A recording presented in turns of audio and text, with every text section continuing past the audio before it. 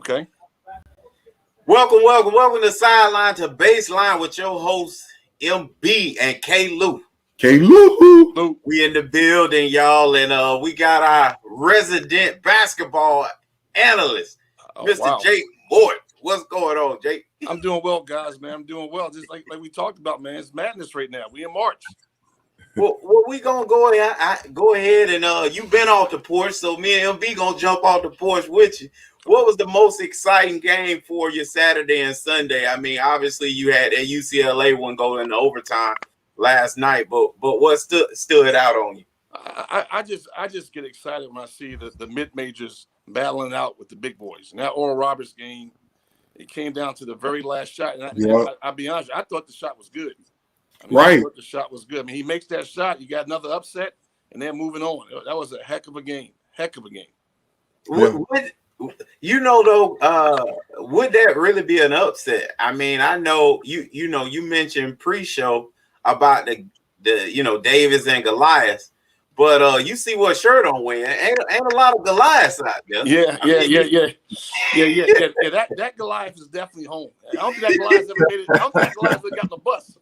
Right. That's what I'm saying. So to me, the tournament, I always felt like this was gonna happen. MB and I spoke about this early on during the season when it came out, when UNC wasn't playing well, Duke was playing horrendous, Kentucky was looking like a little league AAU basketball team, and I called it out then. I said, man, they're gonna be flipping coins in the tournament.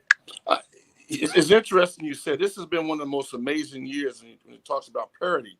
When you look at the big boys, you talk about the Dukes, the Carolinas, the Kansas, the Indianas. Right. I mean, you talk about some major programs that didn't even make it to the NCAA tournament. This has been a heck of a year. MB, you see how terrible I did. You wrote my stuff down. What I look like? Friday and Saturday, what my picks ended up being. Oh yeah, it was bad too. It was wrong. We was going with the Cinderella and right. That didn't happen, Right. So Jay, look. Okay, let's talk about Gonzaga. Obviously, there is one Goliath. Let's just call them that. I'm still not so sure. But they playing that way. They're playing very well. What is it about them that sets them apart from everyone else? And tell us why you feel like they probably gonna, move on against. I think they got UCLA, right? Yeah, they got USC. USC, my bad. The thing you have to understand about Gonzaga, when you talk about mid-majors and high majors and big programs and small programs, they're considered a mid-major program. However, they recruit like a high major. I mean, the kids on their team are all blue chip 5-star recruits. I mean, they get the elite talent. There's a reason why they're number one in the country. I mean, look, Mark Few is a phenomenal coach, heck of a coach. However, if you look at his roster, I mean, they got several, not one, but several, 5-star recruits on that team. The point, I mean, they're good. I mean, that's part of it. They're well coached and they have a lot of talent. Now you say that. However, I remember a couple years ago, I watched some, I think it was a special or something on them, and they getting Canadian pros, man, left and right. Yeah, well, I think when Mark Few first took over there, his connection was the European market, the Canadian market. It gets a lot of kids from Canada, a lot of kids from Europe. Do the best job of identifying Australians and Europeans and Canadians, kids that play across the border, and they've been able to attract those guys to their school. However, the difference now in the modern Gonzaga areas, they getting like blue chippers. Like they get like that point guard. Everybody in the country tried to get Shrugs, kid from Minnesota. I mean, he was a 5-star top 10 player in the country. That Duke, Carolina, everybody won. Right. And he's going to Gonzaga. Well, he's at Gonzaga. He went to Gonzaga. Right. And so now they're competing against the big boys to get players here stateside, where I think they made their mark, like you just said, they made their mark on the European kids early. I mean, 10 years ago.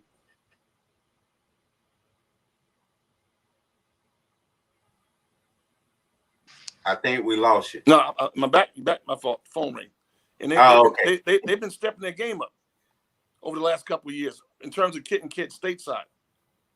Interesting. Now, one of the things that has been a little bit of the chatter out there has been because of not just the big boys, but guess what the big boys bring? They bring that 5-star talent, that name recognition.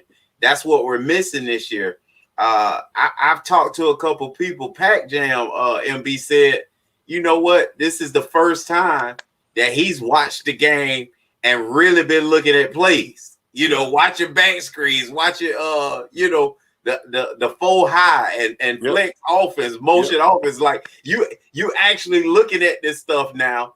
And I think that's because of the lack of star power, that you ain't just got a guy that's just gonna go one-on-one and put his head down and go to the back and dunk on somebody. Or when Steph Curry, when we got to see him have that magic in March when he was just shooting trays from everywhere. Mm-hmm. We're missing those guys, and we missing those moments. So it's like you really watching that team concept, and you watching coaches either rise to the top or fail miserably. Well, it's a weird dynamic right now in college basketball. And you bring up a great point about that star power. And the star power is definitely among those blue blood programs, the Dukes, the Carolinas. There's young star power. And what you're finding is that young star power is getting beat by older mid-major programs. Like I use Oral Roberts for example, just use them for example. All those kids are seniors. They're older, they're experienced, they've been in college 4 years, and they're playing against the Dukes and the Carolinas and the Kentucky's puppies. I mean, these guys are little freshmen. They're 18 years old. They're unbelievable players. I mean, they're all potential first-round draft picks. But now you go up against a 22-year-old, and that's what's kind of happening in college basketball. The mid-majors are getting older, whereas the big boys are getting younger because those kids don't stay very long. Man, that's interesting too. Now let's go over some of the games. Some of the games that you may have saw or at least watch some highlights. What stuck out at you? Oregon State and Loyola Chicago. What'd you feel about that game? Oregon State, I mean, I got to give those guys the utmost props. I mean, that was a team that was picked last in their league. Mm-hmm. We losing you again. Your phone ringing. My phone, yeah, you there? Okay, there you go. We back. Yeah, Loyola Chicago. Oregon State was a program that was picked last in their league, and to see them in the Elite Eight, you got to take your hat off to those guys. I mean, this was a team that was picked 12 out of 12 teams in the Pac-12, and to be sitting here in the Elite Eight with a chance to go to Final Four is just a tribute to that coaching staff and those kids' resilience. I mean, that's just to me, that is the story of the tournament. I know Oral Roberts, Illinois, Chicago, and in Connor Worth, those teams had unbelievable wins. But I think the biggest story, in my opinion, is what Oregon State's doing. Wow. Yep. Then moving right along, you had a powerhouse in Villanova. Start out that game. That was one of the games I watched. That Oregon State and Loyola Chicago. I can't think of that Oregon State guy's name, but there was a little bit of stuff. Who was now? You talking about the guy from Oregon State? Yeah, he took over the game. Ethan Thomas. That's the coach. That's the coach's son. Yeah, Ethan Thomas. His father was a great player at Syracuse back in the day. Right. Back when we was in school, Mike. Wow. Yeah, that was a hell of a player. He was a 6'3" center. Oh wow! No, he was an animal. Like you couldn't stop him. Hey, and his son was like, huh? I say his son was playing like bully ball too. Anytime somebody was on him, he was trying to initiate the contact at the guard position. I was like, wow, this dude's playing physical. He probably got bullied as a kid by his dad. Just hey, Jake, let me ask you a question. Let's circle back to that game, man. What's up? Because I saw like before this game, like Loyola Chicago, I was like, man, they running like emotional offense. They moving the ball around. But then Oregon State just ran a 2-3 zone, and that 2-3 zone is like kryptonite in this tournament, man. What's up with that? Because another game later on, it was the same thing. USC versus Oregon. All right, they did the same thing. USC ran that 2-3 zone, and Oregon has some problems. What's up with that 2-3 zone, man? That's causing people problems. It's making people stagnant, and I think a lot of times you see people go to zone, especially this late in the year. When they're not primarily a zone defensive team, they identify a weakness by your opponent. They can't shoot. Right. You're basically forcing them to shoot. I mean, you're kind of taking away everything in the interior, and you're forcing them to make long jumpers now. And this is one of the reasons why Syracuse is such a threat in the NCAA tournament, because they played zone their whole, forever and ever and ever.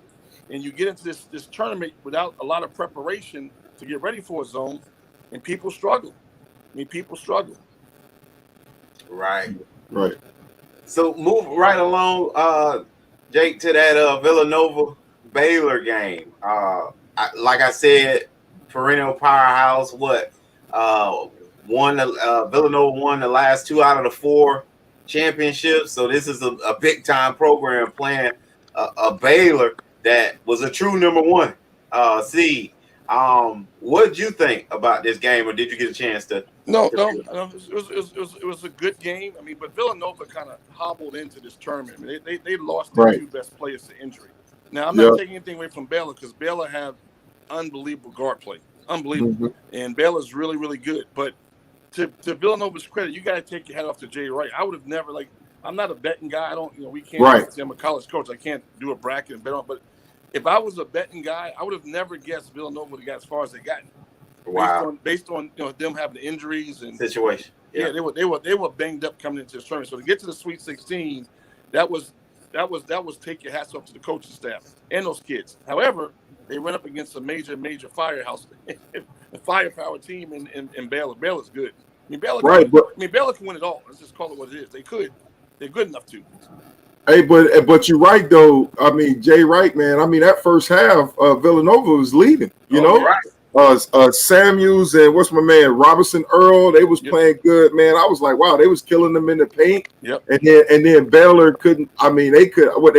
Maybe 2 3-pointers, right? Yep. The whole first half, and they finished the game. Yeah, matter of fact, it was 2 for 12 first half and 3-pointers, and they finished the game 3 for 19. But Villanova, like first half, he was like, man, Jay Wright was putting on a coaching clinic out there. They was changing up between man, zone, 2-3 zone, combination trap. I was like, wow, look at this. I said, look at Villanova, man. Yep. Get it done. They just ran out of power. You got to take your hat off to him. He did a heck of a coaching job this year. But if you watch Villanova over the years, when they're fully stocked and they got all their guys, they're straight man to man. So the changing of the zone had a lot to do with his personnel. And great, like I said, I mean, Baylor they have unbelievable talent, especially in terms of their guard. They got the best assortment of guards in this tournament. I mean, people talk about Gonzaga and their firepower. Baylor's they're number 1 seed for a reason. They're number 1 seed for a reason. Well, Coach, you're right when you talk about those 3 guards Baylor had, and what really changed the momentum of the game. Baylor ended up getting 5 turnovers pretty much in a row. And what that do, they got them to doing what they usually do, and that's get up and down the floor, and they was in trouble then once they got in the open court. And then all of a sudden, those guards start feeling it, see it go into the hoop. And, I don't think Villanova was ever able to recover after that. Baylor's fun to watch, and they got really good guards. Really good guards. Well, all of a sudden, my father-in-law went with the a few schools. He started at USC, then transferred to East Tennessee State, and then went to theology school at Oral Roberts. So he wore many hats, and he was bragging about his team. So Oral Roberts took an L to Arkansas, but this was a very good game. Coach, what's your thoughts about it? Like I said, we started the program. I thought that was one of the most exciting games. I know we had an overtime game last night. It was Alabama and Alabama UCLA. Was that last night? But that game Alabama should have won that game. Free throws kind of cost them. Make those free throws, the game is over. But the most exciting game, it was the one you just said, Oral Roberts against Arkansas. That was a heck of a game. I mean, that was an up and down. That was 2 people just getting punched in the head. That's like a boxing match. That was like the olden days. They Mike Tyson fight. Everybody's throwing blows back and forth. Right. That was a big time heavyweight match right there. Coach, what I appreciated about this game, I don't know if in the beginning of this game, Arkansas was super stagnant on offense, and then they inserted the number 1. It's not the number 1, but the 6th man of the year, SEC 6th man of the year, coach. That changed the momentum. That Joker came in, he was buckets. What was interesting though is why isn't that something that seems like overall a lot of colleges do is that guy's obviously good enough to start, but they don't start. If you know much about how Arkansas recruits, they take a lot of transfers, and look, who am I to say like what their rotation should be or how they should bring guys in? But the guy you're talking about. He's done it all year long for him. When he comes in, he's instant offense. So he's a kid who's probably capable of starting. I think they like him in that role. They bring him in there to insert offense. Lost him. You guys there? Phone ring. Sorry. We got you. I don't know how I can cut my phone off if I'm talking to you. But that's the guy who's done it all year. I think some of the kid from Arkansas, and he's a kid that gives them instant offense and instant energy. And I think sometimes they just feel more confident bringing him off the bench to give him that extra burst. I mean, he's definitely good enough to start for him. Most guys that are sixth man of the year in most leagues are good enough to start for the team they play for. It's just they like him to come off the bench in that role. And obviously he's very effective. You have some guys that bring guys in like that and don't bring them out the game. Like they come in the game, they stay in the game the rest of the game. They just don't start them. But see, I like that coach, and I think obviously that coach instituting a little bit of what they do in the NBA a whole lot. Mm-hmm. But a lot of these games, you see teams struggling to really get going. Whatever, not playing at home. I don't know what it is, different rims, what have you. And you know what I mean, not really getting it going. And then you got a guy like this come off the bench and just, input a ton of energy, just like Sean D. Brown does at Michigan. Mm-hmm. It's a difference, man, when you have these guys that are able to come in and do these things. It's called having a good team and a lot of talent. I mean, when you got guys go up the bench that are as good as starters, that means you're a talented ball club. And Arkansas, obviously, they're in the Elite Eight for a reason. And, they got some dudes that can play. And they were one of the top teams in the SEC this year. I mean, top three. They're the top three finish, if I'm not mistaken.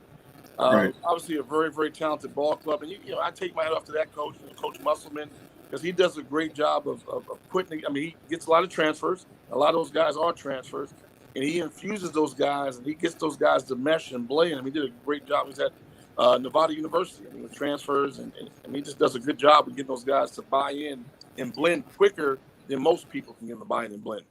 Because a lot of times you're taking transfers, you have a lot of time with them. It's one they want it done, maybe 2 years and done, but it's not your typical 4-year guy. So you got to get them to get on board quicker than you would if it was a high school kid, where he might have 2 years to develop and get better, and maybe by his junior year, 3 years in the program, he's going to have those same type of results, where they got to kind of get it done coming in the door because they are transfers. Yeah. Hey, K-Lou, you was talking about like for star power. I think how usually tournament time of stars is born. I think the two guys from Oral Roberts. I think, man, if they would have won that game, especially Osmond, who leading the nation, because he was like really kind of Steph Curry-ish, I guess you could say that, from this whole tournament. And if he'd have made that shot, man, it definitely would have took him over the top. Yeah. Right. Coach, so Syracuse and Houston, Syracuse let that whole ACC down, man. We had everything riding on the arm. And Jim and Buddy let us down, baby. What you think about that? Buddy Buckets didn't show up. I think the goons were out that night. Buddy Buckets. It's like Halloween. You tell your kids don't walk around when it gets dark. The goons were out. Buddy Buckets was a no-show. But Buddy Buckets is a hell of a player. Heck of a player. And he's had a great year. I mean, taking nothing away from him. And it's kind of almost unfair to say this one game he didn't play well, but he's had a heck of a year. But, hey, Jay, what you thought? I thought about the athleticism of Houston, and then also they was prepared for that zone, man. I mean, they did a really good job.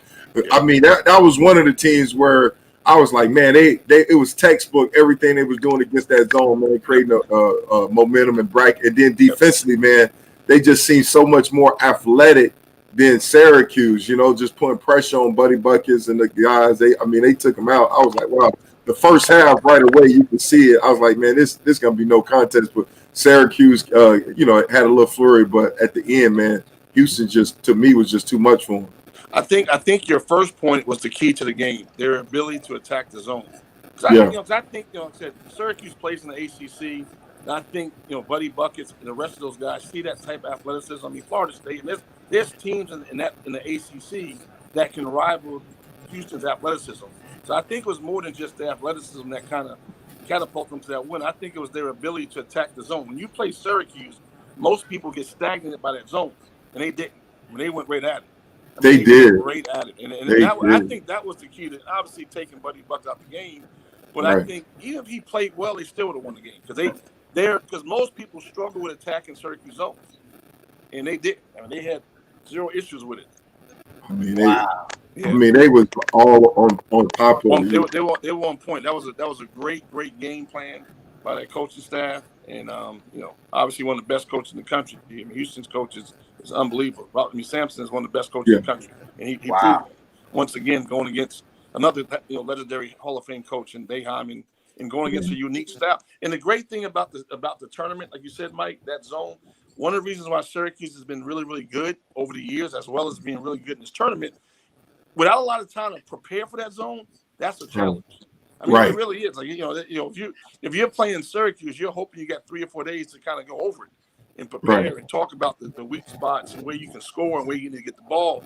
With no preparation, that's hard, and that's kind of what Houston was. They had like a day prep to get ready for those guys. They look like they had like 10 weeks prep to get ready for them. Right. But they had like a day prep to get ready for them. They went. I haven't seen very many people do what they did to Syracuse zone. I'm gonna be honest with you. They carved it, and that's hard because Syracuse is really good at this zone. Really good. Absolutely. So the juggernaut of the entire tournament looked like such against Creighton. What'd you see, or more importantly, I guess, what didn't you see from Creighton that even gave them a chance this ball game? Yeah, Creighton. Yeah. I actually thought Creighton could go a little further. I like Creighton's team, but they got to the Sweet 16.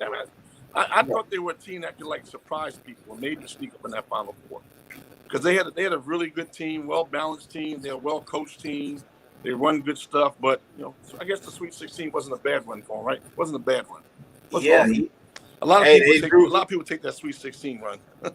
Hey, they drew the wrong bracket. They drew the wrong bracket. I would agree with you on that. They ran it to Zags, and then Zags. When I saw the other two no-name guys, I mean, they were starters that stepped up and got double-digit points that helped them out. Balanced scoring for Gonzaga. Yeah. It was 2 other guys. Typically, you had the big trio with Suggs and Kisper and Timmy. But then the other 2 starters, man, they scored double digits as well. I was surprised. Yeah. The thing, like I said, the thing that makes Gonzaga really, really special is obviously, there's always a pecking order in every team. Like you've been a part of a lot of great teams, and there's always a pecking order. I mean, you was a defensive guy, but you're the guys on the offense. All 5 of those dudes out there are like high-level dudes, which means that at any given night they can go off on you. They might play their role, and they might be. I go back to when you played in college. All 3 of you linebackers, man, you guys were like beasts. And one night be your night, one night be Jesse's night. Yeah, it's like when you're so talented, you all can be good every night. But given the night, one guy can be unbelievable. Next night, next guy can be unbelievable. I think that's how you equate Gonzaga. Those dudes are talented. And I'm talking about 1 through 7. They're as good as anybody in the country. I mean, you look at their talent and the recruits, and they're good. They are good. Now, look, Coach, this next game I'm about to talk about, man, I was so upset. I quit watching this game. I was so upset. I'm just being honest with y'all. Me too. I'm sure Jake probably did too. I gave them to after halftime, and you are our resident ex-basketball expert, man. I need you to talk to me. FSU and Michigan, man. Why in the world did they keep fronting bigs that didn't prove to them that they could get the ball down low, make moves, and score one-on-one on you? This is a weird. I can't talk about FSU.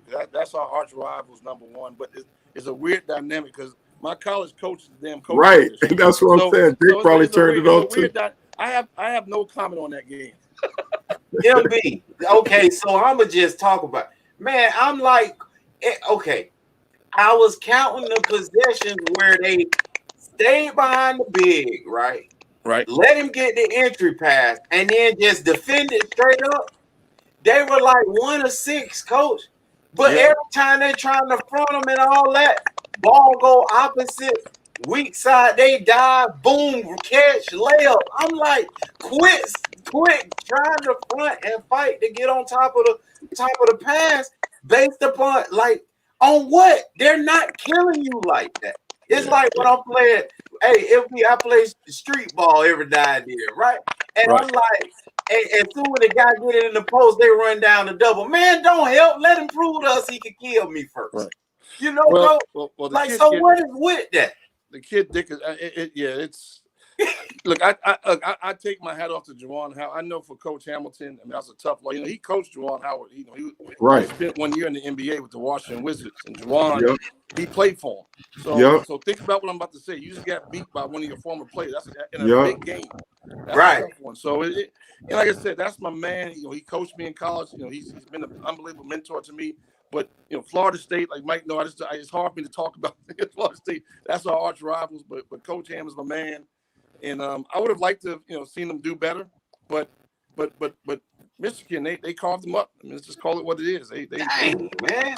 I quit. I can't tell you how I ended because I was done by 7-8 minutes into the second half. I was done. Yeah, they Florida State had a hard time scoring. I mean, we talk about look. I watched Michigan play. This is true. I watched them play like back in December against Maryland. And I remember watching them how good they were. I'm like, God, this team is so good offensively.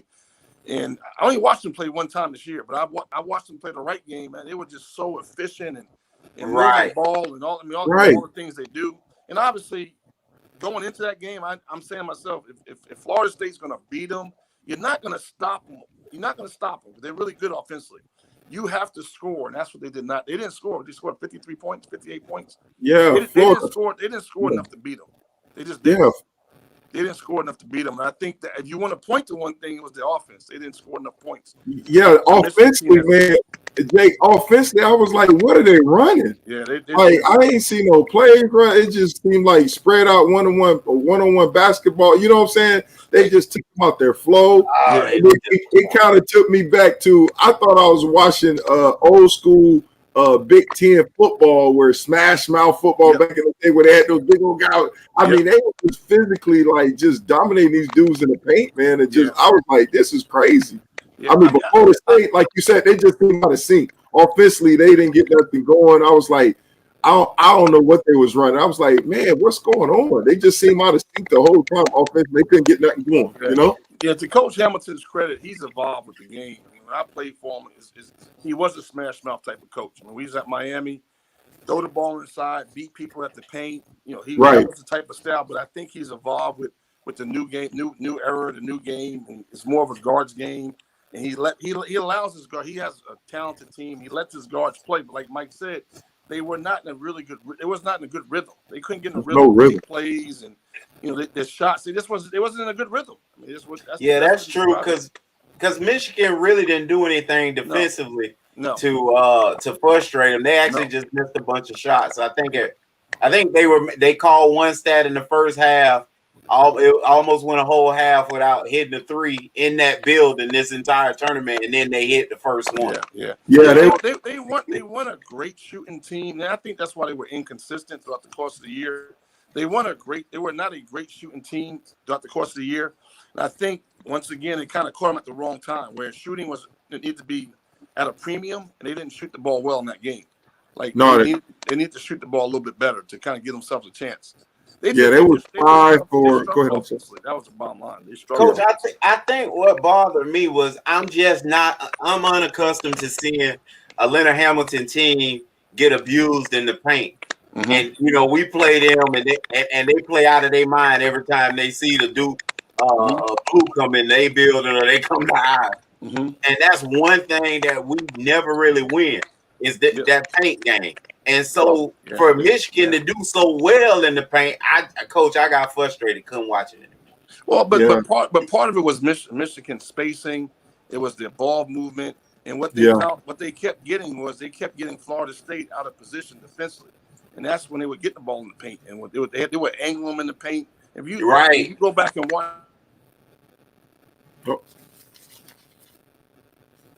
Can't hear Jake. coaches call. We got no recruits calling. There's nothing but coaches. They were getting angled. They were getting angled in the paint tremendously, and their spacing. So they would space them, get angled, boom, go over the top, and they would just score. I mean, they score at the rim, and that's one thing, like you said, with Hamilton's teams, he doesn't give shots at the rim. I mean, he protects the rim. Right. But in this game, that spacing kind of threw them off a little bit, and the way they were angling them in the post. I mean, they would get what they wanted. I mean, they got what they wanted. That's the bottom line. Yeah, got what they wanted that night.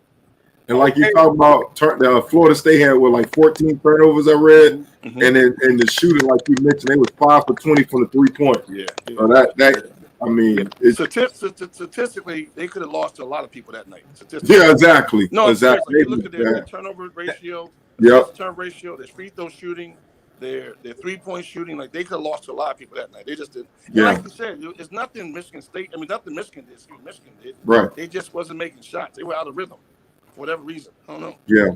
And Coach, before we let you go, I'm gonna run down this Elite Eight. You tell me a quick who, and then a sentence or less why. Well, hold on. We got to talk about what's your thoughts on that USC Oregon game, right quick?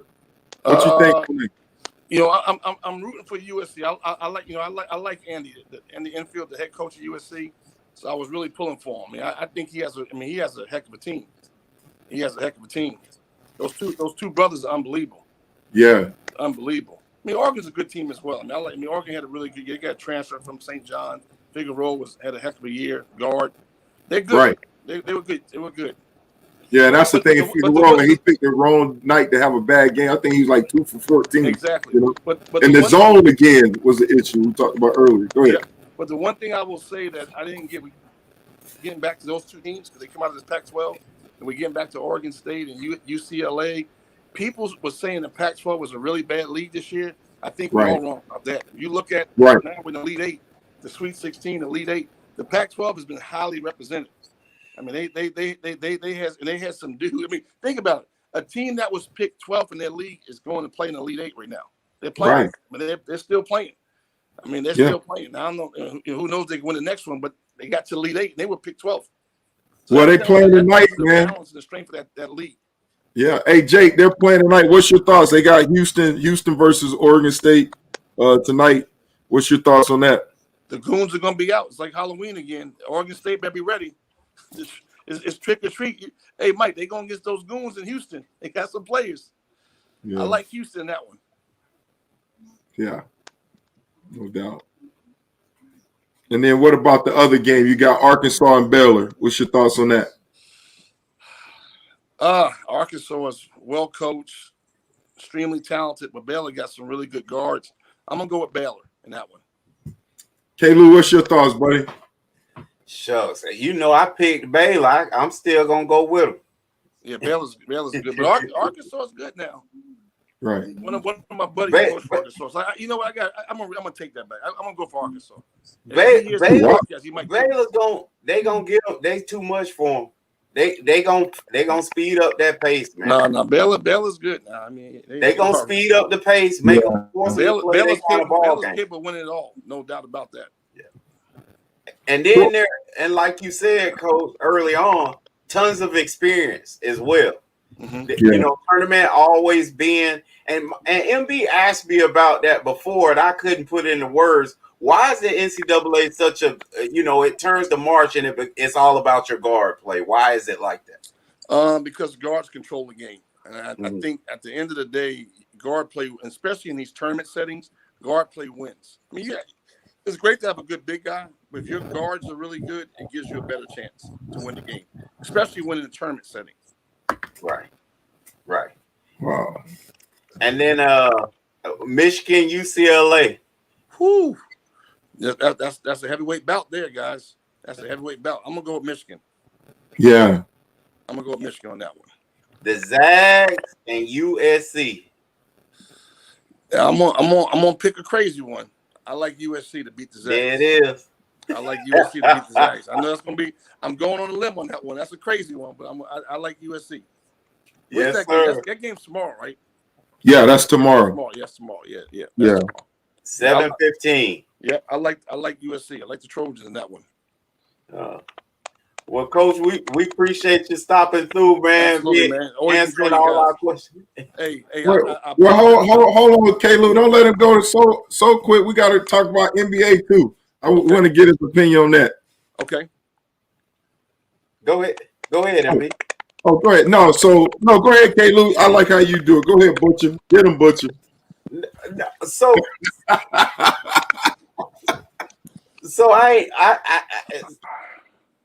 Draymond claimed that he the best defensive player ever, Coach.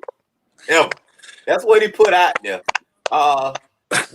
They need to drug test him right away. Yeah, we got to see what Draymond's smoking, man. I mean, Draymond.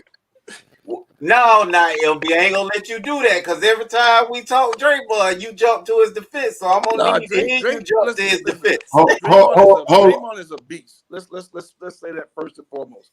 He is a phenomenal player. He is a beast. If you ask me, is he the best defensive player of all time? I'm gonna say absolutely, unequivocally, no way. No way. Let me argue that point with you. You called him a beast. Against who? When? He's not even the best power forward on his team, Coach. Who's the best power forward on his team? Pascal. He's pretty good. He's better than Draymond. Now, but Draymond is a gamer. If you go back and look at their championship victories and when they won and when they were good, obviously the team is going through a little bit of a. No, you ain't gonna call him no beast, and then turn around and tell me Clay hurt, and that's a problem for him. No, but it's no other superstars that we get that excuse to. This is not college basketball. See, in college basketball, Oral Roberts can be a Cinderella. In the NBA, it's about players. It's about the superstars in the NBA. Without those superstars, it's hard to win. And he's supposed to be one. He's the best defensive player ever. No, that's what he said. I'm not agreeing with that. That's what Draymond said. I'm not agreeing with that. Hey, now, K-Lou, let's preface our discussion, right? Because I said Draymond, as far as right now, after 9 years, I feel like he's on a decline. You remember me saying that? You're like, he's still young. I was like, no, I think he's on a decline. I was making reference, Paul, when he won Defensive Player of the Year back in the day, I thought. He ain't never been the best defensive player that's on his own team. Klay Thompson is the best defensive player on his team. That was our argument right there. That was our preference because you said I don't even know when. I don't know, as Coach say, when he was a beast, and as you would proclaim when he was a superstar. I don't know when those times were. I guess I've been confused this whole time. Yeah, that's our discussion. Because go ahead, Caleb, because that was you and our discussion back in the day. You was like, you thought it was just a product of the system defensively, right? Well, he's great when everybody around him is better. Right. I was saying we were talking about that. That's what I was about. He's a triple single 2 years in a row, and y'all trying to tell me he's somebody. I can't do that. That's not the world I live in. So make sure we understand the preferences are. You were saying back in the day, you never thought he was a good defensive player. You never thought. I thought he played free safety, the toughest guard every game. Clay got the call. Clay was the guy. He got to go out there and be super efficient offensively, hit all the open shots and the tough ones. And then he got the guard Kobe. And then he got the guard Kawhi. And then he got the guard, Dame Lillard. Yes, because guess who else don't play zero defense? Steph Curry. So Clay had to play both ends. He gets the least amount of credit and they don't even mention his name when they talk superstar. That's a true superstar. When his contract was coming up, I would call in LA, say, hey man, y'all know his daddy used to be with us, baby. Hey, Ludo, and I understand what you're saying. Draymond is definitely a better off the ball defender, right? Yeah. But what I'm saying though, it's like having I say this loosely. It's like from a football standpoint, you got a lockdown corner like Deion Island, right? But then you got a Hall of Fame safety like, Ed Reed or something like that. Based on that, I mean, do you give credit for that? Hold on, man. You just didn't do that. No, I said loosely. I said loosely. But I'm just saying though, instead of being a lockdown corner, could he be a Pro Bowl safety? No. You still disagree with that? No. You just say he garbage. Tony Allen made this statement. Tony say, who you locked up? Yeah. That's what Tony Allen asked. Who did you lock up, Draymond? He said, in the words of Jay-Z, I don't believe you. We need more people. Draymond, like I said, Draymond's nuts. You see, like Draymond he's a great glue guy. He's a great leader. You need him in your locker room to win ball games. But he started believing his own the press clippings about him. He thought, as Charles Barkley would say, that the fans were screaming for him, and he didn't see Klay Thompson and Steph Curry behind him. And they yelling, he's a real Backstreet Boy, man. That's what it is. Now, is he a tremendous player in that role? Absolutely he is. Okay, in that role.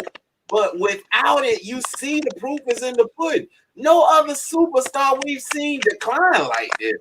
Alleged superstar. I never called him one because I saw through it. I was wondering why they were kept thin. And I'm wondering now why they ain't trying to move him, to be honest with you. But because they got him a real beast coach and Pascal sitting behind him. It's good. Mike, I got a question for you. This is off topic. Yeah. This has changed the subject because you mentioned his name. Okay. This is a football question. That's why I'm asking you. All right. So Deion, you mentioned Deion. What do you think Deion's going to do down there in Jackson State? Oh, we talked about that, man. He moving the needle. I mean, Is he moving the needle? Yeah. I mean, just the fact of his publicity and what he bringing to the table and just his realness with the kids, I think, man, he can turn that thing around and position himself for something bigger, Turn it around. Coach, why you ain't put that question to me, man? Turn it around. Yeah. Listen, it's been turned around the day he arrived there. Listen. Well, but you say that, but their first real challenge, he got beat. They played Alabama State. I wouldn't call that the first real challenge. Well, the first game was like a Division III school, right? Let's call a spade a real spade. Let's call a spade a real spade. None of his players played yet. Why? None of his guys have played yet. Okay. You mean the recruits coming in, you mean? None of his guys have played yet. But I'm saying why? I mean, it's a question why. Oh, well, because it's the spring season. They weren't allowed to play based upon coming in. His guys are coming in now. Okay, so they're there now. Right. So first of all, ignore what you see. And the fact that he 3-1 with that is amazing. That quarterback throwing it just jump balls, man. That quarterback ain't doing nothing with it out there. Let's be real about it. So he got the real gorillas coming. Well, his son. He's going to play quarterback. What's his son? Quarterback. Yes, his son is a quarterback, and the other son's a corner. So the quarterback is really good. The son. Yes. So that's going to be the starter. Here's the other thing. Here's the truth, coach. Okay. Everybody down here need to be trying to fire. They got to get Deion in. What he's done to that. Oh, he like Don King with him. We've never seen it before. You talking about it? Under Armour down there with him. Yeah. Subway down there with him, baby. Yeah. You know what I mean? No. Like what he's been able to do, we've never seen before. He's the second biggest name in college football at an HBCU. I'm all for it because he's at an HBCU. I'm a major component supporter. Have an opportunity to work at an HBCU, not really understand it. I mean, that didn't get recruited by HBCUs, but I had a chance to work at one. I am in total support of what Deion is doing, and I think it's amazing. I just, I don't understand the whole, recruiting. I know it's different times. It can come in this and that for football, but I'm just asking Mike, just throwing that question at both you guys. Like, what do you think? What do you think is going to get done down there? He got to turn it around. I think it's already turned around. I think he's going to dominate it. And Pac Jam told us in the very beginning, which is Pac Jam did say that he was out of there. So he did say that. Where's he going? Somewhere Power 5. He got Power 5. They're trying to get him out of there now. So he got to win some games first. Can't just go to Power 5. it's about recruiting. It's about changing the culture. Yep. The games just happen to be won. But I think so let me ask you a question. I'm throwing this question. We reversing roles. I'm asking you guys a question. So you're an AD at a Power 5, and Deion's at a HBCU and not winning championship. You're bringing Deion to your program? I'm getting him right now. He ain't even finished the season. Right. We sending the lift jet down there right now. But shouldn't he have to win something? Is my question. No. Don't have College football is about recruiting, man. You look at the top 5 teams in recruiting every year. They go your championship. I'll say, K-Lou. Look at that name on your shirt. What's it called? Yeah. That's the best recruiting program in the country. They got every single player on that team is a 5-star player. Unbelievable. Where they at right now? At the house. Exactly. So it's all about recruiting. Right. Yeah. They at the house though. They're all about recruiting though. That's a big part of it, but the other part is developing. That's a whole nother conversation. We doing look for us next year and the year after from now on. Because now we change how we recruit. How you recruit now?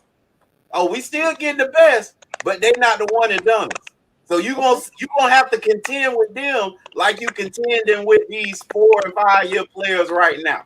Right. Yeah, but they're gonna be doing that at year 2, 3, and 4 year mark. Right. I got you. So it's just a different spin, but you gonna see us. We ain't going nowhere. That's a whole nother conversation. I'm with you. That's the Lou down.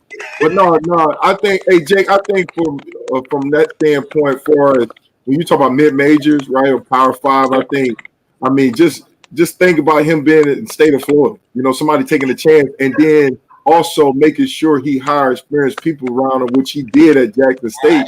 He got Dennis Thurman. So you try to set him up to succeed, you know. And so, but I mean, you can't buy that publicity, and you can't buy the genuineness of how he care about that. I mean, so somebody would take a chance, you know. Did Dennis Thurman? He's coaching the running backs.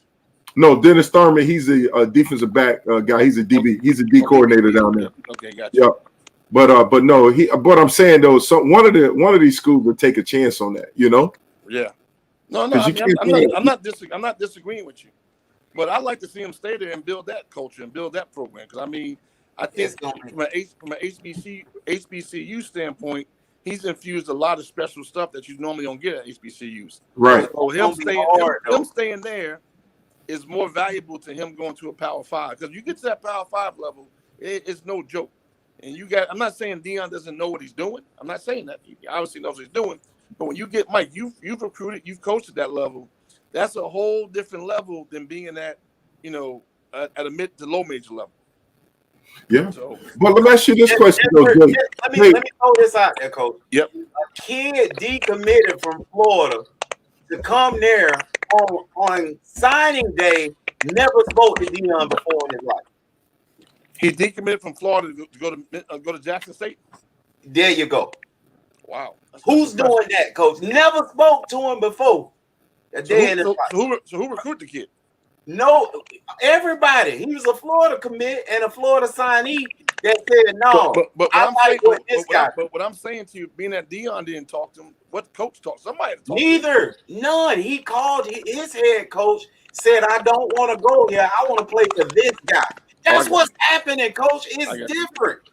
They crazy down here. Find who you got and bring Deion down here, man.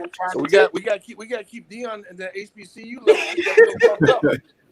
But hey, Jake, let me ask you this question, right? Yes. What's the difference between that, right? The challenge with that, when you talking about bringing Power 5, and the challenge with, like, say, Steve Nash be the head basketball coach of Brooklyn Nets, or my man John Lynch never had general manager experience. Now he's a general manager at San Francisco 49, right? Yeah. Why in that regards, where you get somebody like that, but yet you make sure you put experience around them so they can't fail, you know? Well, why that can't be the thing, and I understand the Power 5 big college corporate, but why not do that? No. I think that, in my opinion, those two examples is not comparing apples to apples. And what I mean by that is that Steve Nash is an NBA player coaching NBA players. All right. The football, the baseball example was an NBA baseball player coaching NBA players. Deion's an NFL. No, John. I mentioned John Lynch, the general manager of San Francisco. Never was a general manager before. Oh, I got you. Well, yeah, I'm sorry, John Lynch. Yeah, my fault. My fault. But it's not the fact that he's never coached before. Like, if you told me Deion Sanders was taking over the Dallas Cowboys, all right, this is just my opinion. This is going to sound crazy, all right. If you told me Deion Sanders is taking over the Dallas Cowboys, I think he potentially could have more success doing that than if you told me Deion Sanders was taking over Texas. Listen, I don't agree, Coach, and only because Deion moves the needle in that inspiration with the inspiration that he gives, and it resonates with kids. Right. Like it does. Right. He has a gift with that. I don't know if that same kind of inspiration that he gives gonna work the grown dudes that, kind of understand what the game is all about. Listen, man, I need to do this for X, Y, and Z reasons. But these kids, Coach, what you probably should start doing, Deion he putting up some inspirational Instagram and probably twice a week. Coach, you gonna want to go suit up for him. Right. That's how it is. That's why the kid called there. Right. And call him to sign with him. That's impressive. Because he leaving crumbs. Coach, he had an inspirational video, MB. I don't think I sent it to you, but it was talking about he was basically getting ready for this image and likeness. He brought a truck that some company donated to him. And he basically talked to those kids and said, I'm going to give y'all my all. Y'all give me y'all all. And this the kind of stuff that you will be able to bring. Right. Like, who doing that, Coach? No, Deion, listen, a brand new picture sitting there like, wow. This is what Coach trying to get up to him. I'm taking my hat. Look, I think he's doing a heck of a job. I'm taking my hat off. I truly understand how hard it is to recruit and to manage at the level he's doing it at. I'm telling you, like it's where he's at. It takes a special breed of person to do that job, and he's proven through what you're saying, through his techniques and his management styles, to be unbelievably successful. But all I'm saying is, as you go up in levels, when you go, like I said, when you go to the pros, you go to the BCS level. If you know you're going to coach at that level, it's a little bit different because at that point in time, what makes him special right now, what makes him special, he's not as special because now those kids are attracted. I'm just saying they're attracted to. All right, so you think if you put Deion at Florida State, Texas, Florida State, that's a great place. Florida State. Is Florida State right now going to be Alabama for some kids? Yes. Be careful. In this state, immediately, overnight. Be careful. Alabama's a thorn in the U side. Overnight. He's the second biggest name in college football behind that guy you mentioned. Yeah, but he coaching at Jackson State. It took that guy to get to Alabama to be the biggest name in college football. Yeah. And win for a while to be the biggest name in college football. This dude, like you said, he ain't done nothing yet. And he's the second biggest name in college football. I would love to see Deion go to Florida State. They can use him because they suck right now. Right now. And them boys will quit going to Alabama. Nick Saban will buy a house down here, trying to recruit them boys so much. If Deion did that. I think initially a jump started, but like I said, you gotta have experience around and help him, support him, and like the fill in the gaps where he may be missing on something. You just can't let him fail. You gotta set him up for success. You know. Right. Got to. And that's the thing. That's the thing I like about what he did when he brought a lot of experienced people with him on his staff at Jackson State. So gotta have that same mindset, man. You know, and let him do it because at some point you gotta win. Huh? Phenomenal job. Yeah, no doubt. You can't buy that publicity, baby. You can't buy it. Hey, bro, I want to go back to the NBA before I let you off, man. Okay. Tom, go ahead, K. Lou. Yeah, Lakers had Drummond. Nah, forget that. No, That's what you need. That's what's important. We need to talk about winning teams, okay? No, let's get back to people who matter, okay? No. Let's talk about it. We ain't got but a few minutes. So we got Jake here. Talk about a team who matters. The Lakers and Drummond. What does that do for our team? We back with a ring again, Coach. Jake, have you paid attention to what's going on in the East? Again, I just asked you. We add Drummond. We got a ring again, Coach. That's what I asked. Okay. Let me say this right now. I can be at your doorstep when we go. You got two of the baddest mans to ever do it. If you add in Drummond, that's going to really make things really, really good. But I'm paying attention what those boys in Brooklyn are doing. They are putting together a squad. Clippers squad too. There they go. There they go. Hey, if the Clippers are doing that, just makes it that much harder for LA to get out of the West. But when it comes down to it, those boys in black, the Brooklyn Nets, man, that's not fair. That team now, Coach. I mean, Mike, getting back to what you said about Nash, all the pressure's on him. The pressure's on him because what the team they assembled, you got to win it. You have to. But I mean, look, the Lakers are phenomenal. I mean, you never, ever you hear me count out LeBron James. You would never. He's a beast. He's the man. I mean, but the team they assemble, that's putting pressure on somebody, KD or the coach or somebody, Kyrie. Somebody got some pressure because they got the team to win it. Man, I said in the beginning, Coach, ain't enough basketballs over there for them to be that great. Well, that's where Nash is gonna make his money. How you manage is that managing style? How you gonna manage it? That's where Nash is gonna make his money. Coach, what you talking about? Kyrie said in the very beginning, we don't need a coach.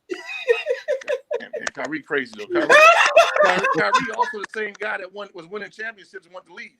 So, yeah, exactly. I mean, they won a championship in Cleveland. Man, I want to get out of here. I want to do my own thing. Yeah, because he thought it was easy to carry a team. He still ain't carried one. Well, and they felt like he couldn't carry this one. That's why they made the trade for my guy, James Harden.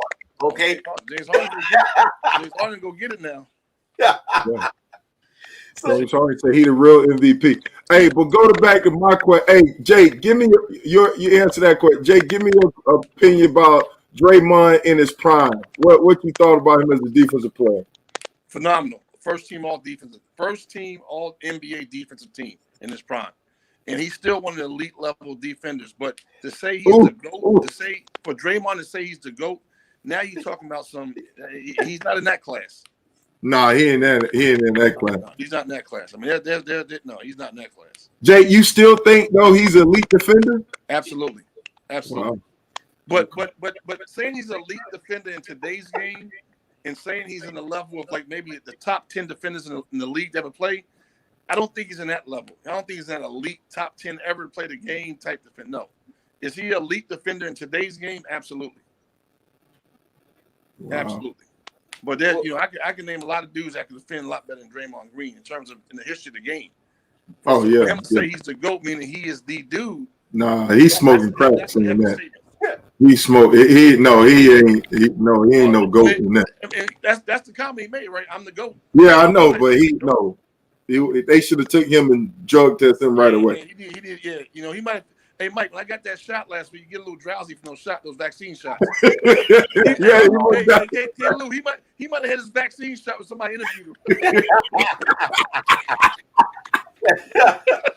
Hey, he might have just did that to pump himself up to get out of this triple single 2 years slump. Yeah. But he's a listen, guy. He's a heck of a player. We all know. The dude's a three-time world champ, and there they go. I don't know how many all Steph and Clay awards. Yeah, that's what he won. Hey, Lou don't give him no credit, man. Hey, Lou don't give him no credit. I got a little surprise for you. When you win it, you win it. You can't. The ring's there forever. When you win it, you win it. If you part of the team and you win it, you win it. But Lou don't give. Lou is it all hype though? Hey, Lou, let me ask you a question. With Draymond Green talking about, I think I don't agree that he's a great defensive player. Now I think he's like on the decline, but I'm talking about in his prime.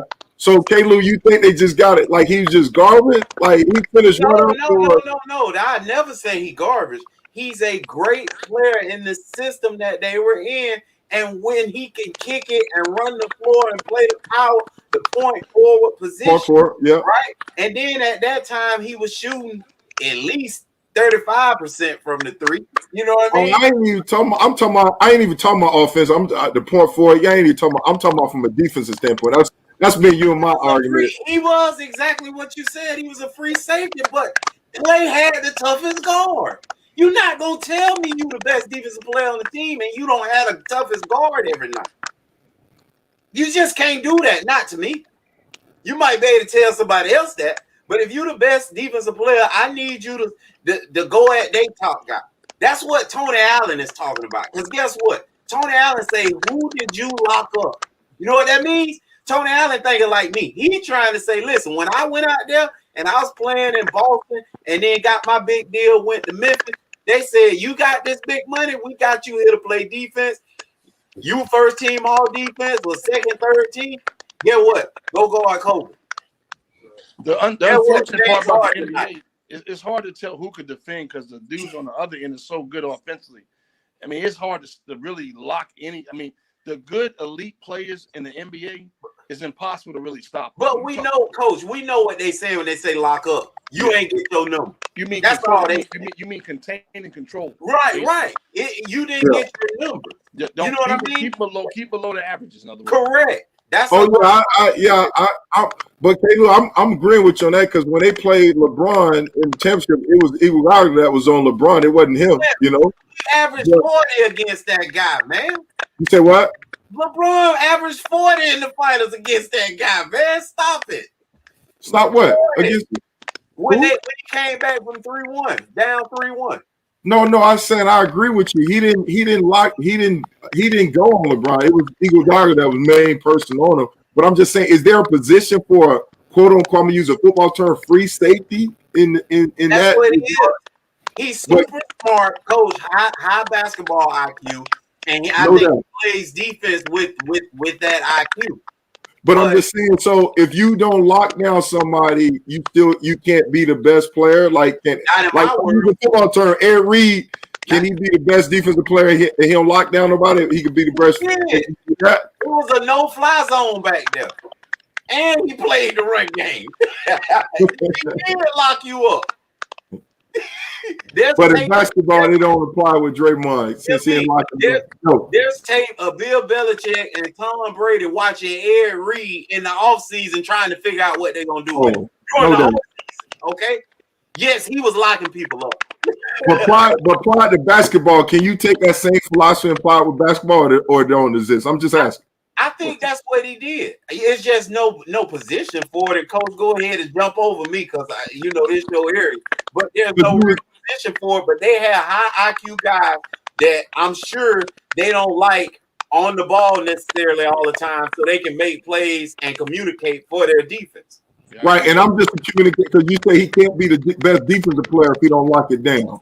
So I was just wondering, is there an exception to the rule? It's hard for me to say it, but coach, I think it would agree with you. I got you. That's what I was trying to figure out. I got you. Draymond is good, guys. No one's debating that. I'm not debating that. He ain't no goat. I think the debate. That's not the debate I'm having. Yeah, I think the debate is, in my opinion, is not really a debate. Is he the GOAT? And I'm going to say no. He ain't no GOAT. No, I'm going to say no. But he's a heck of a player. He's correct. And to your question, absolutely, he's still elite level defender in today's game, today's NBA game. He's still considered elite level defender. I would say that too.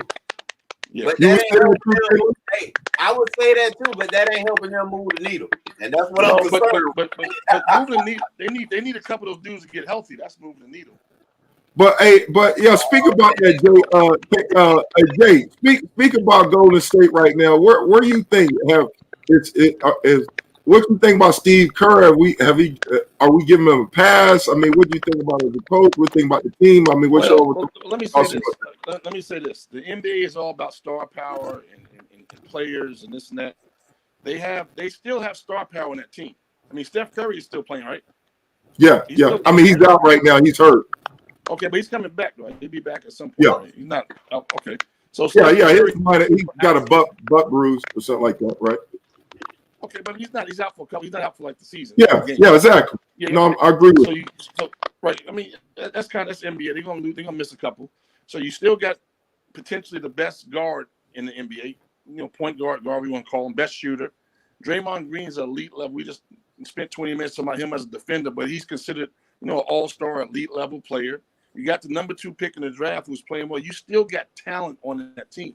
And so what's the problem? Why y'all 18? So they're 10th right now in the conference. So why are they so low? Well, I mean, a lot of times when that happens, it points to one guy. The guy stands up, right? He's the one that gets blamed for that. I mean, I'm not saying we should blame him, but if you got all that elite level talent, I'm not saying it's a team that's built today to win an NBA championship. It's not. But it's a team that's built today that should be a playoff team. But coach, y'all can't tell me that Steph Curry is great, Draymond is great, and then we give Steve Kerr a pass. I'm just not gonna let it happen. That's not no. Steve Kerr should not get a pass. I think, like I said, I don't think this is a team to win the NBA championship, but it's definitely a team that should make the NBA playoffs. And obviously, they're not performing at that level just yet. I mean, it's a long season. They still got time to make up. I mean, time is kind of winding down, but they still can sneak up in there. I think the biggest disappointment for that team is to not make the playoffs. If they don't make the playoffs, then you can say, well, Steve Kerr, I don't think he did a great job. Man. This is my fight, and coach, I'm taking out on you a little bit. How much further do you think that team can go than just make the playoffs? Okay, this is my fight, though. Listen to my fight. Okay. I'm a James Harden guy. I'm a James Harden fan. Okay. Yep. And he took all that heat.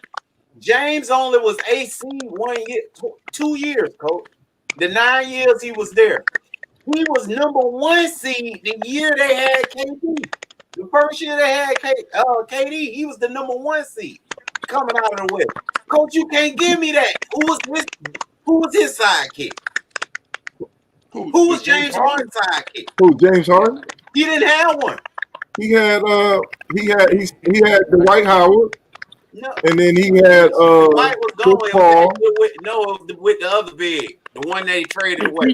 That he was Clint Capella. Clint Capella. Yeah. But he always had somebody, right? But that's no duo.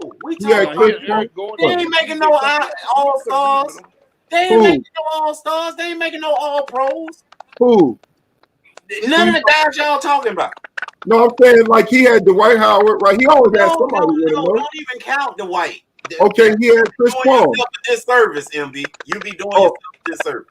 Okay, he had anything about Dwight in Houston at all. Erase that name. He was a shell of himself.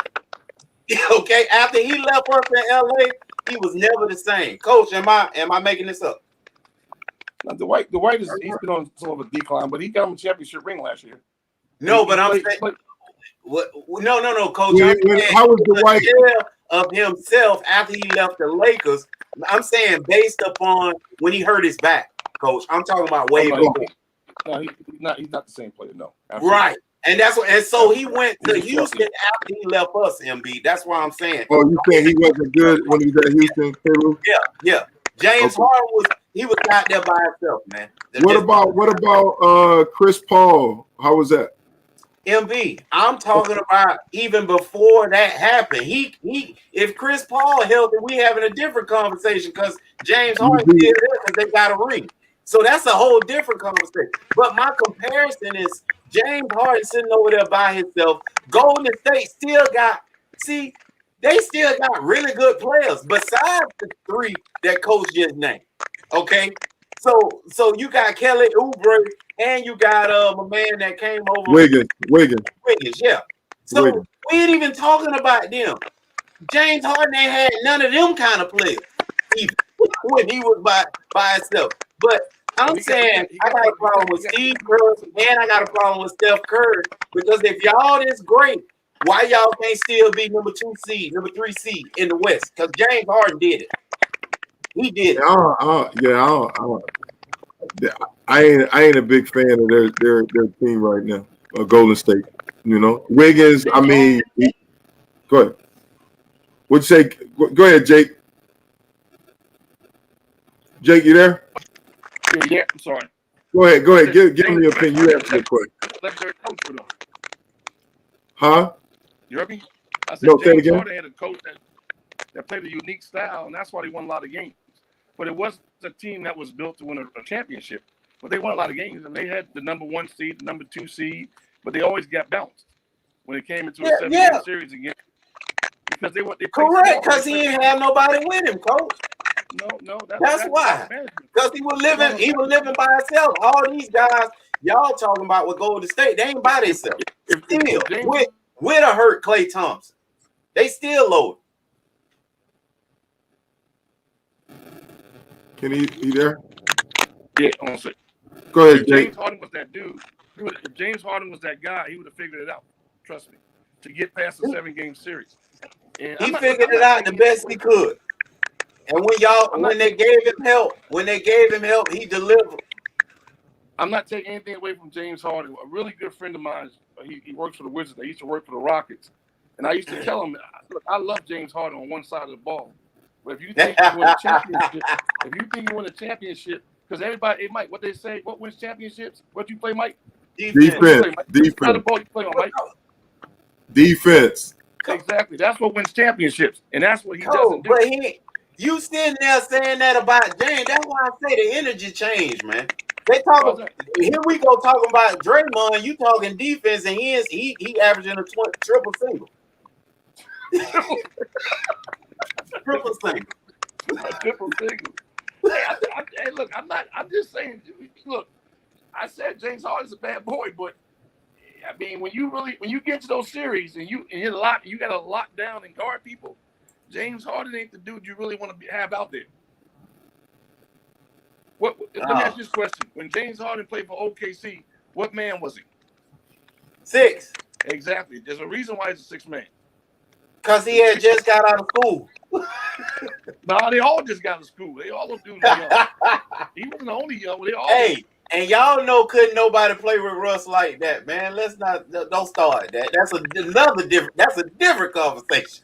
Hey, Lou, I'm doing my research. You sleeping on Dwight Howard. When he was at Houston, they was all-stars together, baby. Okay, MB. I'm looking at it. They was all-stars together. Okay, so your point. I'm saying he had some help. James Harden, listen, in my opinion, when James Harden was from Houston, James Harden had a hell of a coach who played a unique style. They play small. I'm saying, hold on, he's there. Go ahead, Jake. You there? My fault, man. Yeah, go ahead, Jake. I can't believe we got to do these interviews early, man. His phone going crazy. But no, James Harden they played a unique style, and it was a style that they could win games in the regular season. However, when they got to the series and they played against big physical teams, they struggled. I mean, if you go back at what happened to those guys when they were going through that whole period of trying to get out of the West and get to the conference finals and get to the NBA finals, they just were overmatched because of how they built their team. It's not James Harden's fault. I mean, he didn't build the team. I mean, the management and the coaches, that's how they want to build the team. Me personally, I thought it was a bad formula. Obviously, it's not me. You just look at what happened. It was a bad formula to build a team to get to a championship because they never got there with it. But Jake, let me ask you this question. Let me ask you this question. I think what I'm hearing K-Lou saying James Harden did more with less than what Golden State had. Like Golden State got all the talent, but right now I think James Harden had good talent. I mean, I'm disagreeing with that. I think James Harden, huh?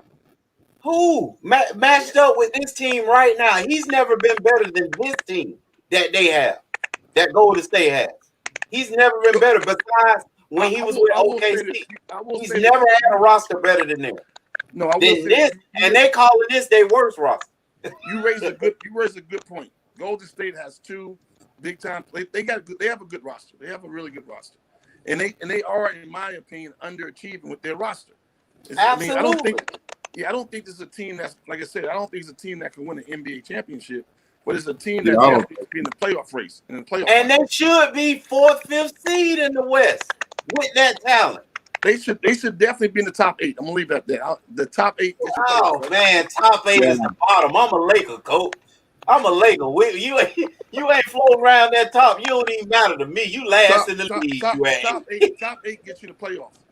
Hey, hey, Jake. So talent wise, where were you rank them in the Western Conference right now? Talent wise, 15.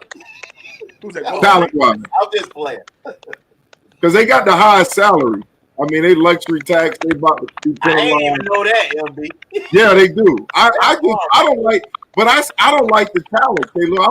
I'm like I said, I think Draymond on decline. Wiggins is just always been so. He's a 20 a night guy. Who?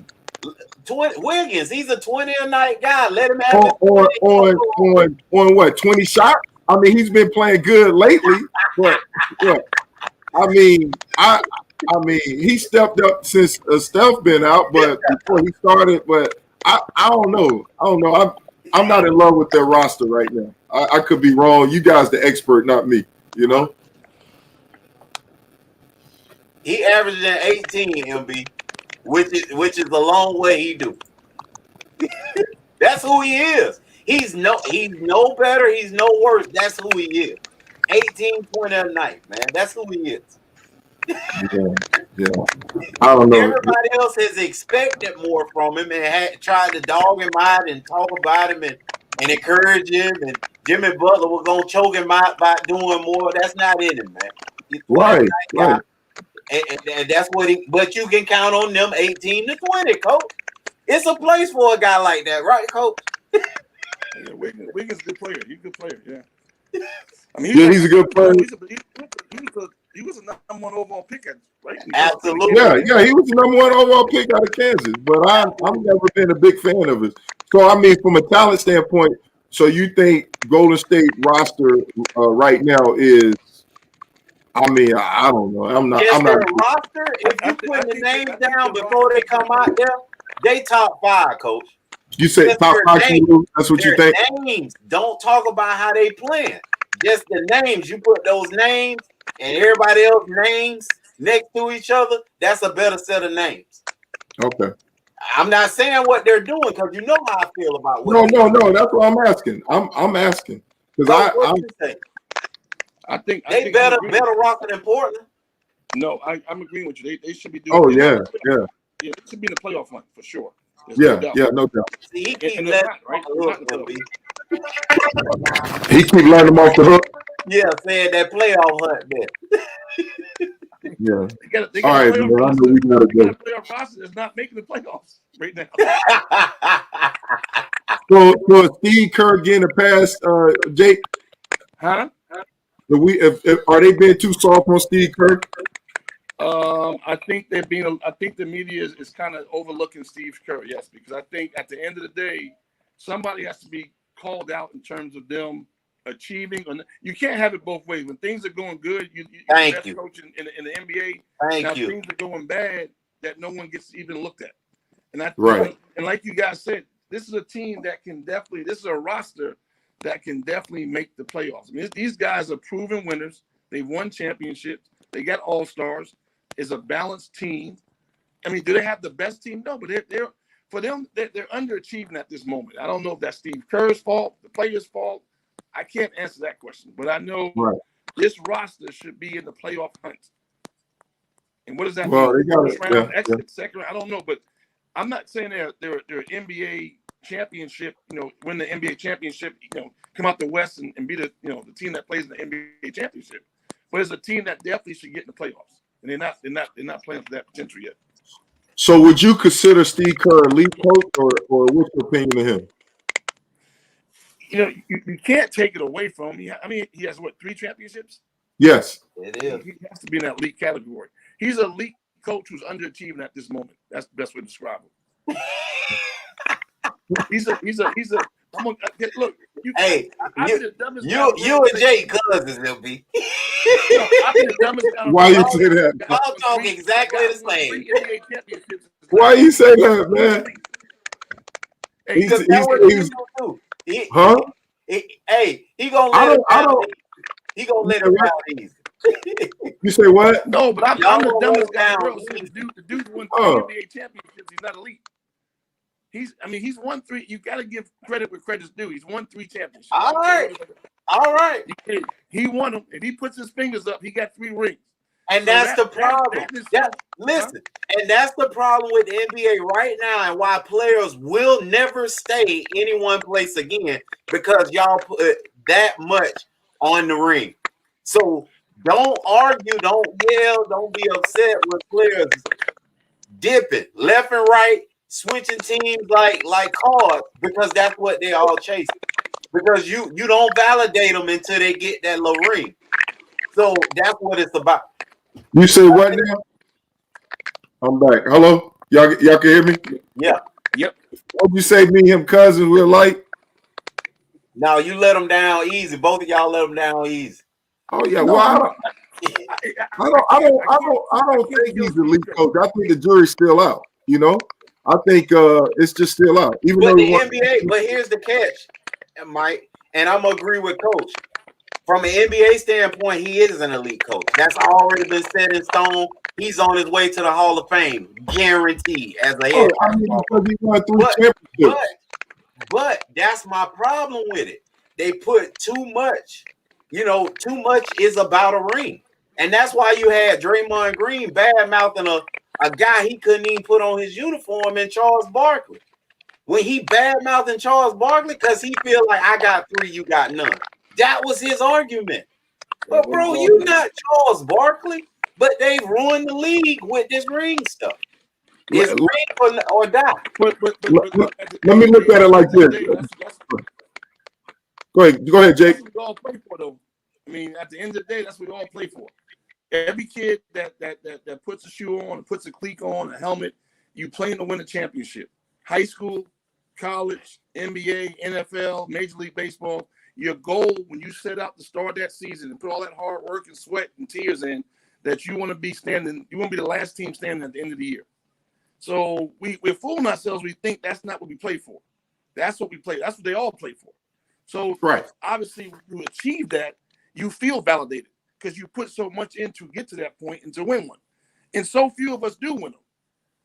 You can't argue the fact that the guy. I mean, look, he's not Charles Barkley. Let's call it what it is.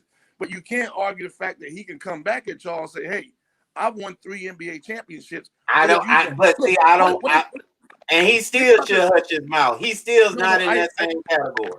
But think about what the biggest NBA historian basketball argument is: who's better, LeBron or Michael? But think about what I'm about to say. All they talk about is if LeBron gets the 6th champion, if he gets to the 6th ring, then what? If he gets 6 rings, well, you know the or they talk about Jordan was undefeated. He won 6-0. Yeah, that's what they talk about. Jordan was 6-0, right? Because if they talking about, because Coach, if they truly putting it down to championship, it's a runaway for LeBron. It's a runaway. If they dude go 14 times in a row or something crazy, it's a runaway. When it's 10 times, 9 times, what is it? When it's all said and done, I'm gonna make a prediction. When it's all said and done, LeBron is going to get to 6. I predict that. I could be wrong, but that's my prediction. Right. He will get to 6, if not more, but he will get to 6. Right? When it's all said and done, what's going to be more impressive? Jordan went 6-0 6 times, or LeBron actually went to the NBA championship 14 times or 15, whatever, 13 and times. That's why I'm telling you, Coach, regardless of if you brought it down to the championship, it's not even a conversation. LeBron's already ran away with it. Right. So that's what we're like. What's more impressive, him going 13 times or Jordan going 6? Right. Because at the end of the day, LeBron he's not going to stop till he gets to 6. There it is. I promise you that. He ain't stopping to get to 6. As long as he with the Lakers, baby, I take it. Let's go. No. I'm telling you right now, you can't count him out for number 5 this year. You cannot count him out. What you talking about? Coach, not one. I told MB last year, not 1, not 2. We getting 3-peat. We getting up to 3-peat. But you gotta pay attention to what's going on in the East, though. Listen. Pay attention to what's going on. When you in purple and gold, you ain't looking nowhere but ahead, man. We straight. Boom. Pay attention, because look, at the NBA is all about firepower. And what those boys are doing in Brooklyn, they're matching that. I mean, look, Davis is a monster. LeBron's a monster. But there's a couple of monsters in Brooklyn too now. Cole, what we keep doing is playing defense on our end. You just told me it's defense win championship. No doubt about it. Okay, Cole, name me one person, maybe two, that's gonna play defense on that side then. With the Knicks. Well, we know James Harden, so I can name you one. I said that won't play defense. Oh, I mean that will play defense. defense. My bad. That will play defense. Oh well, yeah. Well, I don't know who will, but I can tell you who won't. There it is. James Harden won't. I can tell you who won't. Hey, look, get off James, man. He gonna lead that team. James Harden, my man too. He gonna lead them to the Eastern Conference Finals where they gonna lose either Doc or the Milwaukee boys. So James Harden is gonna be a part of a team that gets led to a Eastern Conference championship run. He's gonna be on a team that will be there, because at the end of the day, there's some firepower on that team. I mean, the three amigos, they were targeted to get there with those three guys, and now they added a front line like they just added. What front line, Coach? Please name them. Please name them. Come on, Coach. You don't think the Nets have a good front line? He don't like. I want to hear their names come out your mouth. Well, listen. I'm not an NBA aficionado, so I don't know. Like, I don't really pay attention. So I might be calling the guy's name that was a superstar 5 years ago. DeAndre Jordan. So I gotta be careful what I say about the NBA. I'm finna help you. DeAndre Jordan, is that one of them? No, keep going. Blake Griffin, is that one of them? What was Blake Griffin's numbers the last couple of years? And let's talk about the big time guy they just signed today or yesterday, rather. LaMarcus Aldridge. Oh, that's got to be them three. Them the three you talking about? Let me say this. Like I said, we scared. AD can't sleep no more after that. Those three guys you just named were three of the most dominant bigs in the NBA 3-4 years ago. Now, like I said, I have no idea what they've done. I know Marcus been in San Antonio, and we ain't heard from LaMarcus in 5 years. No, don't say that. Heard from Blake in 6 years, and DeAndre Jordan ain't been the same since Chris Paul left him. I'm not. I wouldn't put Jordan in the same class as Blake Griffin and LaMarcus. LaMarcus maybe 2 years removed from All-Star. Two. Yeah. We ain't heard from him. We ain't heard from him in years, MB. Come on, he's been at San Antonio 5 years. He's been an All-Star when he's at San Antonio. The first year, maybe. That's it. Hold on, I'm gonna pull it up. Maybe the first year. But I understand what you're saying. I don't think there's no dominant big one. I said 3 years ago. That's what I'm just saying. Like you said, he been there 5. So I give him the first year. We ain't heard from him since. Actually, he wanted out of there. He been trying to get out for 4 years. But when you think about the 4th or 5th option, K-Lou, what's your thoughts on that? You know? What 4th and 5th option? They done stacked. Their team is a mess, man. They should have been trying to get defensive players. The worst. But you got to say something. One of those guys are gonna come off the bench. I mean, one of those guys come off the bench. They're stacked now. One of those guys come off the bench. They're not gonna start. Oh, I can't wait. Y'all sounded just like y'all did with the Clippers. Hey, K-Lou, LaMarcus last it was 2019. Yeah, okay. NBA All-Star. Let me say something. This is nothing like the Clippers. I'm gonna tell you why. The Clippers put all their money into 2 players that played the same position. This is actually a well put together, balanced team. The Clippers, the Nets are the Lakers. Yeah, you're right, Coach. The Lakers. The Lakers are well balanced too. But people talk about you put all your money in 2 players that play the same position. They both play the same position. Coach, all I heard was how we was gonna lose last year. That's all I heard. From all the analysts, all the experts. All the analysts, they look at the analytic numbers. They don't know that. There's no way that team was built all wrong. The Clippers.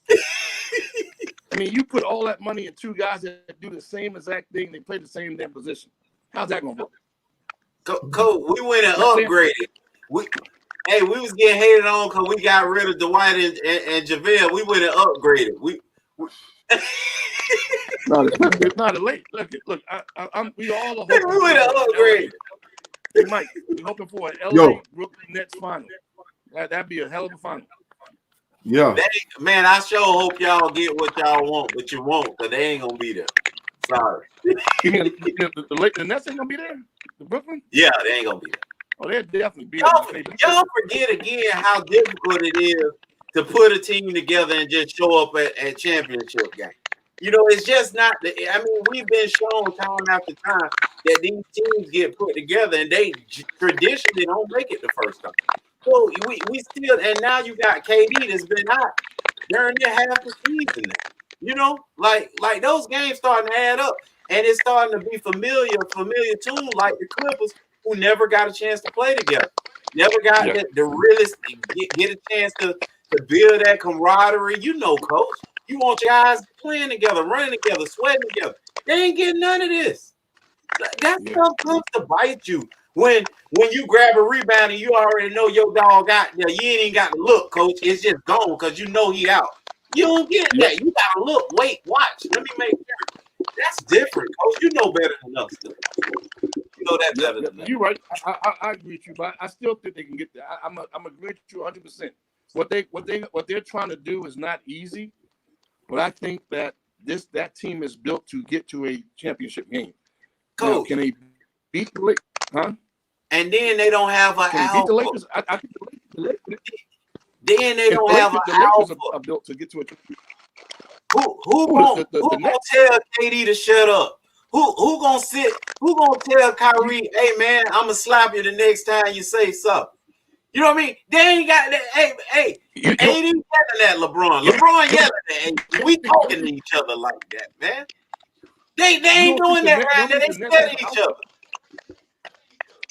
You know that word, Coach. Huh? They got too many alpha dogs. That's the problem. Man, stop. Hey, which one of them done led somebody else? I mean, all I know is you get three of the best players. Okay. You get well, let me say this. You got championship pedigree on that team. Championship pedigree. All right, hey, you got KD. You got superstars. Yeah, you definitely got superstars. You got Kyrie. How many championships he got? You got James Harden. LeBron gave him 2. You got those. Steph gave him 3. No, 2. Steph gave him 2. Yeah, that's right. That's okay. But being a part of it is pretty good too. Now you figured it out. Right, but what I want to see them do is the maturation process is then to go get your own and learn from that situation and build it. I don't see them doing that. You got time. They were so sure they couldn't do it. They went and got a third guy. they came out for college, baby. Well, Coach, we really appreciate you. We way over. I know we over. Absolutely, guys. I really appreciate it. Feel like we're at the barbershop, baby. Yep, absolutely. Coach, I appreciate it. I love it, Coach. I love it. Good session, man. I love it. All right, take care, Coach. We'll talk with you. Okay, guys. You guys have a great week. Blessed week. All right. Don't do nothing crazy. Stay healthy. Get your shots. All right. And keep talking sports, man. You guys doing a phenomenal job. And let's support Dion, man. Let's support our HBCUs. Let's support yes, sir. Them. Yes, sir. Right, thanks, guys. Jake. Hey, we got to get you back on, man. Okay, thanks. See you later. Have a good one. Right, man, we appreciate y'all stopping through, pulling up, hollering at us because you know us. From sideline to baseline, MB and K. Lou, we gone.